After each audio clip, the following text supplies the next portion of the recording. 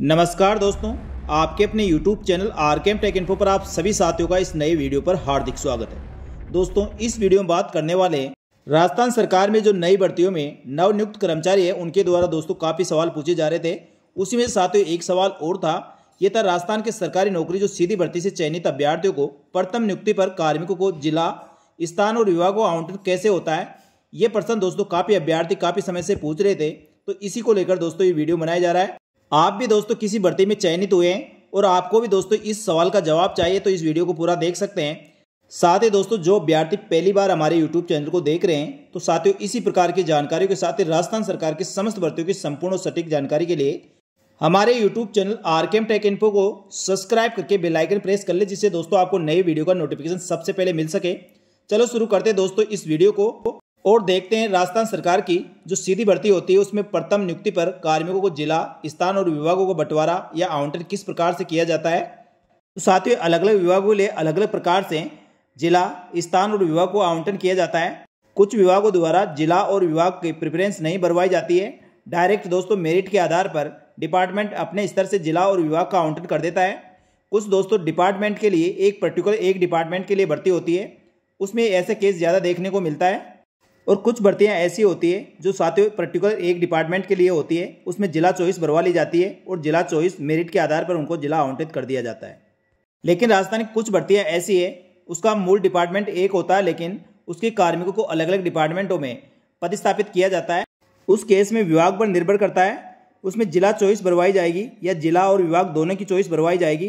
तो साथियों ये संबंधित डिपार्टमेंट पर निर्भर करता है। तो साथियों राजस्थान सरकार की कोई भी भर्ती हो जिसमें प्रथम नियुक्ति पर कार्मिकों को जिला, स्थान और विभाग का बंटवारा उनके द्वारा भरी गई चॉइस और मेरिट के आधार पर किया जाता है। लेकिन साथियों किसी विभाग द्वारा पदस्थापना आदेश जारी किया जाता है तो उनकी प्रेफरेंस के साथ ही उनकी मेरिट और मेरिट के साथ ही भी दोस्तों कुछ कैटेगरीज है उनको ध्यान में रखते हुए पदस्थापन किए जाते हैं। तो साथियों जिस विभाग से संबंधित वो भर्ती होती है उसके पदस्थापना आदेश जारी करते समय कैटेगरी वार किस प्रकार से प्राथमिकता रखी जाती है वह इस प्रकार है।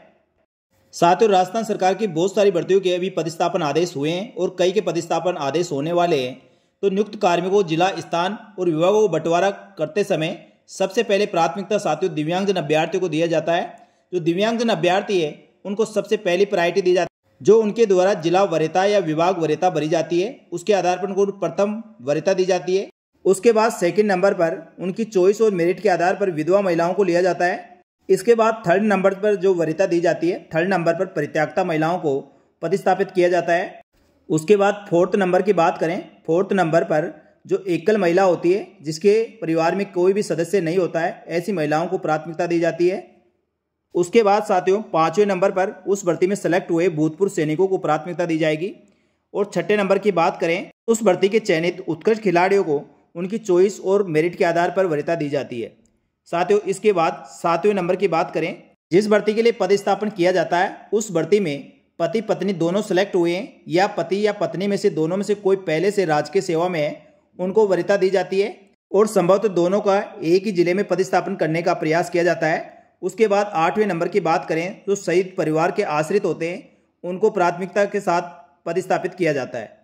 इनकी चॉइस और मेरिट के आधार पर इनकी सीटें बढ़ने के बाद 9 नंबर पर सामान्य महिलाओं को प्राथमिकता देते हुए उनकी चॉइस और मेरिट के आधार पर उनका रिक्त सीटों पर पदस्थापन किया जाएगा। और सबसे लास्ट में साथियों बची हुई सीटों को भरने के लिए पुरुष अभ्यर्थियों की चॉइस और उनकी मेरिट के आधार पर भरा जाता है। यानी साथियों पुरुष अभ्यर्थी जो सामान्य पुरुष अभ्यर्थी है उनकी सीटों को सबसे लास्ट में भरा जाता है। इस प्रकार साथियों राजस्थान सरकार के नवनियुक्त कर्मचारियों को उनको जिला, स्थान, विभाग का बंटवारा या तो विभाग दोस्तों उनकी मेरिट के आधार पर स्वयं अपने स्तर से करता है या उनसे जिला या विभाग का प्रेफरेंस भरवाने के बाद उनकी चॉइस और मेरिट को ध्यान में रखते हुए अभ्यर्थियों का पदस्थापन किया जाता है। साथियों पदस्थापन आदेश जारी करते समय इस चीज का विशेष रूप से ध्यान रखा जाता है। सबसे पहली प्राथमिकता दिव्यांगजन अभ्यर्थियों को दी जाती है, उसके बाद रिक्त सीटों पर विधवा महिलाओं को, नंबर 3 पर परित्यक्ता महिलाओं को, नंबर 4 पर एकल महिला, 5 नंबर पर भूतपूर्व सैनिक, 6 नंबर पर उत्कृष्ट खिलाड़ी और 7वें नंबर पति पत्नी जो राजकीय सेवा में है या राजकीय सेवा में चयनित हुए हैं, नंबर 8 पर शहीद परिवार के आश्रितों को, 9 नंबर पर सामान्य महिलाएं और सबसे लास्ट में 10 नंबर पर सामान्य पुरुष अभ्यर्थियों से रिक्त सीटों को उनकी चॉइस और मेरिट के आधार पर भरा जाता है। इसमें साथियों कई विभागों द्वारा काउंसलिंग के माध्यम से पदस्थापन किया जाता है। तो उसमें साथियों इसी क्रम से अभ्यर्थियों को बुलाया जाता है, या साथियों किसी प्रकार से ऑनलाइन सॉफ्टवेयर या ऑनलाइन मोड से या विभाग अन्य किसी माध्यम से नवनियुक्त कर्मचारियों को नियुक्ति आदेश, पदस्थापन आदेश जारी करते समय इस प्रकार से प्राथमिकता का ध्यान में रखते हुए अभ्यर्थियों को पदस्थापन आदेश जारी किए जाते हैं। तो साथियों, आपके द्वारा जो सवाल पूछा जा रहा था उसका आपको जवाब मिल गया होगा। किस प्रकार से राजस्थान में नवनियुक्त कर्मचारी तो प्रथम नियुक्ति पर कार्मिकों को जिला, स्थान और विभागों का किस प्रकार से बंटवारा होता है, किस प्रकार से उनको वरीयता दी जाती है और कौन सी श्रेणी को पहले प्राथमिकता दी जाती है और कौन सी श्रेणी को बाद में। तो साथियों, इसी प्रकार सभी भर्तियों में पदस्थापन आदेश जारी किए जाते हैं। तो साथियों, यहाँ तक दी गई जानकारी आपको अच्छी लगी तो वीडियो को लाइक जरूर करें। इसके साथ ही राजस्थान सरकार के प्रशासनिक सुधार विभाग द्वारा सभी विभागों के लिए पदस्थापन आदेश जारी करते समय काउंसलिंग और पदस्थापन के संबंध में महत्वपूर्ण दिशा निर्देश दिए गए हैं, वह इस प्रकार है। साथियों, राजस्थान सरकार प्रशासनिक सुधार विभाग द्वारा 18/5/2025 को यह परिपत्र जारी किया गया था। इसमें राजस्थान लोक सेवा आयोग, राजस्थान कर्मचारी चयन बोर्ड या अन्य भर्ती एजेंसी के द्वारा चयनित अभ्यर्थियों को प्रथम नियुक्ति हेतु ये लेटर जारी किया गया था। इसमें राज्य सेवाओं से अतिरिक्त समस्त अधीनस्थ सेवाओं की सीधी भर्ती में चयनित कार्मिकों को प्रथम नियुक्ति हेतु जिले में स्थान का आवंटन जैसी भी स्थिति हो का कार्य नियुक्ति अधिकारी द्वारा इन पर्सन काउंसलिंग के माध्यम से निम्नानुसार शर्तों के अधीन संपन्न किया जाएगा। इसमें साथियों, नंबर 1, नियुक्ति अधिकारी द्वारा काउंसलिंग की कार्रवाई में आवंटित अभ्यर्थियों में से सर्वप्रथम प्राथमिकता दिव्यांगजन अभ्यर्थी, फिर विधवा, परित्यक्ता, एकल महिला, भूतपूर्व सैनिक, उत्कृष्ट खिलाड़ी, पति पत्नी के प्रकरण में अभ्यर्थियों को वरीयता क्रम से उपलब्ध रिक्तियों के आधार पर काउंसलिंग में बुलाया जाएगा। इसके बाद नंबर 2, शेष अभ्यर्थियों को वरीयता क्रम में काउंसलिंग में बुलाया जाकर रिक्त पदों के आधार पर प्रथम नियुक्ति का जिला और जिलों के स्थान जैसी स्थितियों का निर्धारण किया जाएगा। उसके बाद नंबर 3, नियुक्ति अधिकारी को आवंटित किए गए चयनित अभ्यर्थियों में से यदि कोई भी पति पत्नी हो, रिक्त पद होने की स्थिति में उनको एक जिला या जिले के स्थान जैसी भी स्थितियों में पदस्थापन किया जाएगा। इस प्रकार पति पत्नी में से कोई भी एक पूर्व में राजकीय सेवा में है तो जिला और जिले के स्थान पर पदस्थापन हो, उनको भी रिक्त पद उपलब्ध होने पर प्राथमिकता दी जाएगी और उसके आधार पर जिले और जिले के स्थान में पदस्थापन हेतु आवंटित किया जाएगा।